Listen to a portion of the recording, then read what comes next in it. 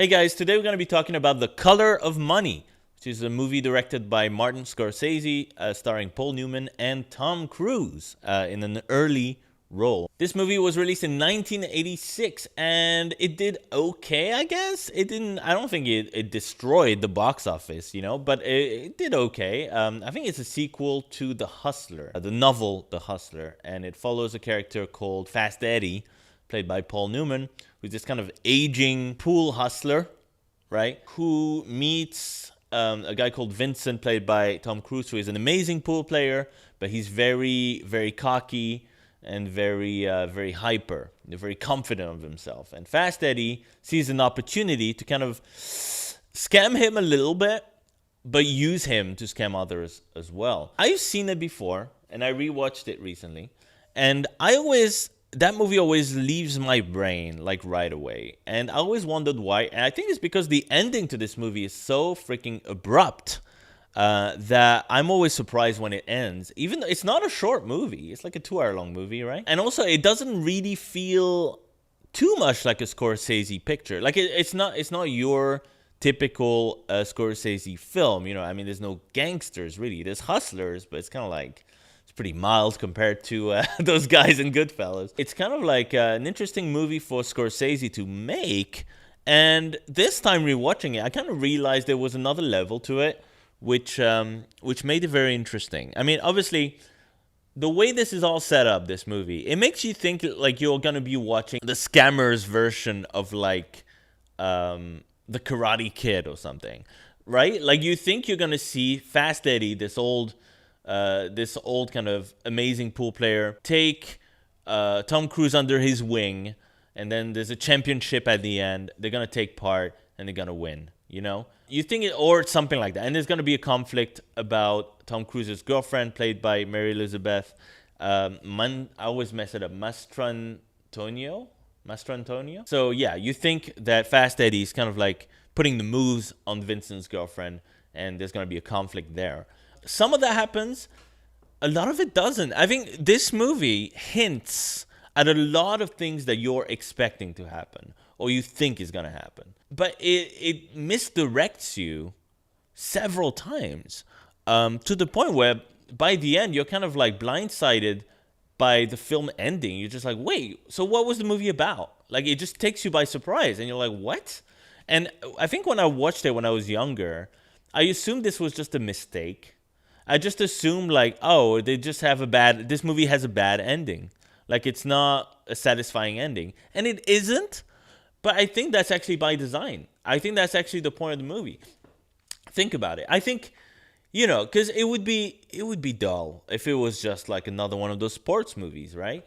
Sure, they're kind of scammers, whatever. There's a lot more going on under the surface in this movie that I gave it credit for initially. I think, because initially you think, right? You think that Fast Eddie is pulling a fast one on Vincent. He's kind of scamming him, right?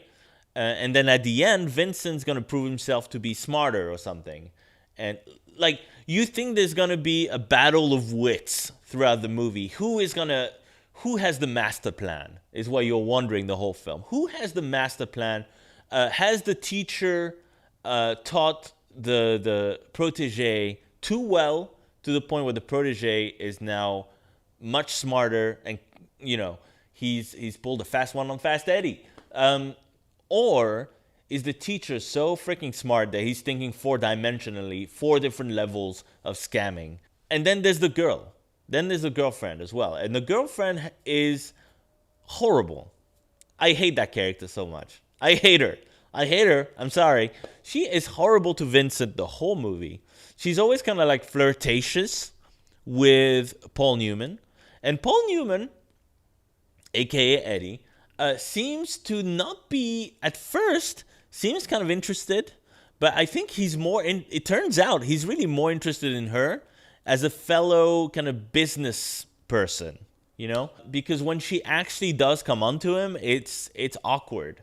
It doesn't really go the way you think it's going to go. So you're wondering, is she scamming both of them? Is this a dirty rotten scoundrels kind of scenario? This movie really does keep you guessing the whole way. And I think that's a testament to Martin Scorsese's genius. that he can just like take this kind of like paint by numbers kind of sports, hustler movie and take it into a different place, somewhere you wouldn't think. Because initially you think, you know what, Tom Cruise is the main character here.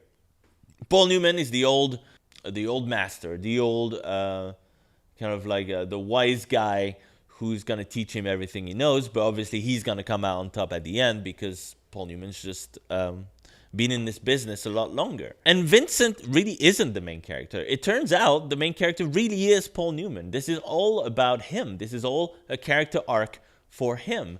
Vincent has a character arc, but it's just not satisfying. There's a lot of things in this movie you think they hint at you it's gonna happen. It's definitely gonna happen. The master plan's gonna be revealed. These guys are gonna get one up on each other over and over again. One of them is gonna come out on top. Who's it gonna be? And it completely rejects that time and time again. Like you think, it's about the girl. Nope. It's not about the girl. You think it's about the money. Nope. It's not about the money. You think it's about Vincent being a scammer. Nope. But by the end of the movie, you realize it's all about Paul Newman. It's all about just kind of getting his life back, kind of, and what really matters to him. Thinking about what actually matters in this world at the end of the day. Like, sure, I managed to teach this guy, how to make some money. Fine. I taught him that. I thought he loved the game. I don't know if he does. It doesn't really matter. Vincent's journey doesn't really matter in this movie. It's all about Eddie's journey, from this kind of like, he's kind of cold and just kind of he sees dollar signs, right? As soon as he sees Vincent, he's got these dollar signs in his eyes and maybe a little bit of affection or lust towards his girlfriend. And you think it's going to be the kind of deal where like halfway through the movie, Vincent's going to lose his girlfriend to Fast Eddie kind of thing. Never quite happens. Never quite happens at all. Martin Scorsese very cleverly dipping his toe into cliches while at the same time, at the last second, taking you to a completely different place. Now, the movie itself, I think, is well made, obviously. Scorsese. Performances are excellent. I didn't see one bad performance the whole movie. Tom Cruise proves himself to be just an excellent actor. Just really, really good. Lots of depth, lots of energy, lots of just really different emotions being displayed at every turn. He's got kind of a innocence to the character that kind of slowly develops into a more cunning attitude, but he's still very kind of naive by the end. This movie really is all about Fast Eddie kind of looking at a reflection of himself when he was younger and just thinking, you know what? I'm kind of over it. You know what I mean? Like, this is a movie about what if you could encounter yourself when you were younger? Would you make the same mistakes? And the answer for this guy is probably not. You know what? I'm kind of grown up now. I would make a lot of the same mistakes. He still likes money and women and all this stuff, hustling. He loves pool, but he definitely would go a different way. And I think that's the real kind of point of the movie. But he's great. Paul Newman gives a very kind of subtle performance, as Paul Newman often did. And it's very effective. Very, very effective. Really great casting. It just makes sense. It just makes sense. Tom Cruise's hair, by the way, is its own character. My God.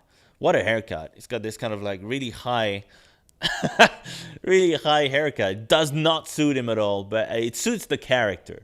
Okay? Gives him a bit of a My Cousin Vinny kind of vibe. Look, this movie is good. I would recommend it, especially for Martin Scorsese fans. Don't skip over this one. Tom Cruise fans, definitely check it out. It's a good movie.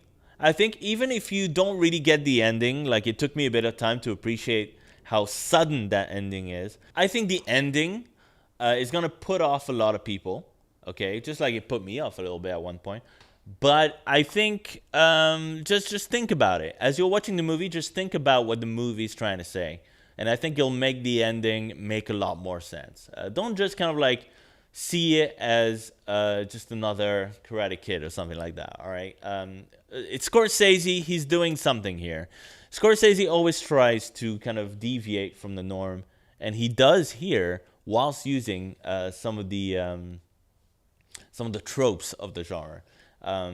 Good movie. I don't think it's one of his very best, but it's good and it's definitely worth seeing. I enjoyed it a lot more this time around, even though, funnily, the ending really hit me again. So, wow, that was abrupt because it's all building up to this competition, right?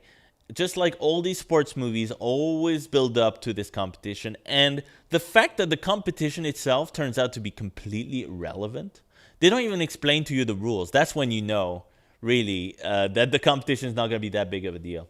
But the fact that the competition, the whole movie's leading up to, turns out to be really irrelevant. You're trying to wrap your head around that.